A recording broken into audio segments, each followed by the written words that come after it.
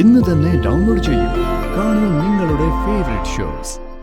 സാന്ദ്രയെ കയ്യിലെടുക്കാൻ പെണ്ണുങ്ങളോട് കാണിക്കേണ്ട ചില സൈക്കോളജി ഒക്കെ ഞാൻ പ്രയോഗിച്ചെന്നുള്ളത് സത്യം.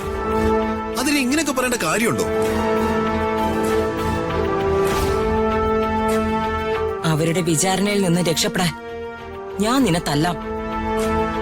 നിന്റെ കരണത്തിനിട്ട് ഞാൻ അടിക്കുന്ന ഓരോ അടിയും എന്റെ ഹൃദയത്തിലാ കൊള്ളുന്നേ.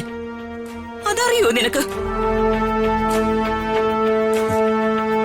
അതൊന്നും സാരമില്ല അമ്മേ. അമ്മ എന്നെ തല്ലുമ്പോ എനിക്ക് അങ്ങനെയൊന്നും വേദനിക്കാറില്ല. സോറി മോനെ. പോട്ടെ അമ്മേ, അമ്മ വിഷമിക്കണ്ട.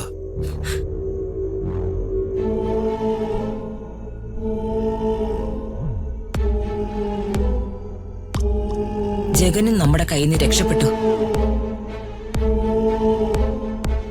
ഇനി ഒന്നും വൈകിക്കേണ്ടെന്നാ എന്റെ ആലോചന.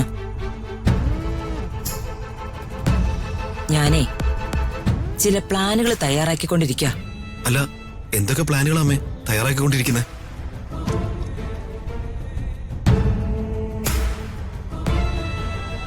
അധികാരവും ബലവും നഷ്ടപ്പെട്ട ഒരു പ്രതാപൻ, ശക്തിയും ആജ്ഞാശക്തിയും ഒന്നുമില്ലാതെ ഒരു മൂലയ്ക്ക് ഞാൻ അവനെ ഇരുത്തും.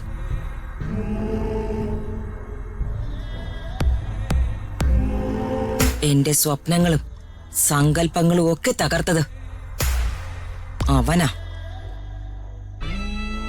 ആ മന്ത്രി കസേരയിൽ ഇരിക്കേണ്ടതേ ഞാനായിരുന്നു. അന്നു മുതൽ തുടങ്ങിയതാ എനിക്ക് അവനോടുള്ള പ്രതികാരം. അവന്റെ കുടുംബം ഞാൻ തകർത്തു. ഇനി രണ്ട് ലക്ഷ്യങ്ങൾ, അതേ എനിക്കുള്ളൂ. അവനെയും അവന്റെ മകളെയും ആ രാജുവിനെ ഇല്ലാതാക്കണം. അമ്മയ്ക്ക് വല്യമ്മാനോട് ഇത്രയും പ്രതികാരമുള്ള കാര്യം എനിക്ക് അറിയില്ലായിരുന്നു. പ്രതികാരം അത് ഇന്നോ ഇന്നലെയോ തുടങ്ങിയതല്ല. അത് പണ്ട് സൂര്യമംഗലം കോലോത്തുനിന്ന് തുടങ്ങിയതാ.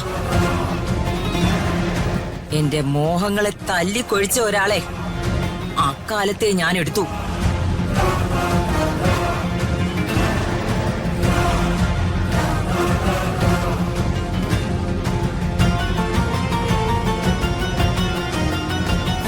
ഈ നിയോജക മണ്ഡലത്തിൽ സാറ് സീറ്റ് തന്ന് എന്നെ മത്സരിപ്പിക്കുമെന്നും എന്നെ ജയിപ്പിക്കുമെന്നും ഞാൻ കരുതി.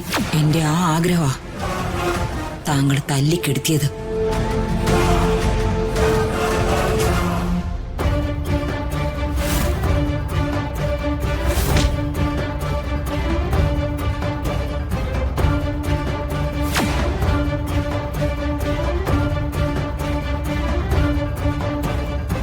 പക്ഷേ ഇവനെ ഞാൻ കൊല്ലില്ല.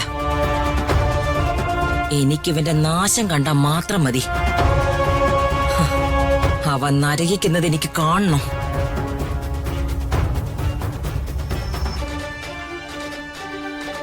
എന്നാൽ എനിക്കങ്ങനെയല്ല. പ്രതാപവർമ്മ തകർക്കുന്നത് എന്റെ സ്വപ്നങ്ങളെയാ. ഇപ്പൊ സാന്ദ്ര എന്ന സ്വപ്നം. അതുകൊണ്ട് അയാളെ ഞാനങ്ങ് തീർക്കും. അതിന്റെ ക്രെഡിറ്റ് അമ്മ അങ്ങ് എടുത്തോട്ടെ.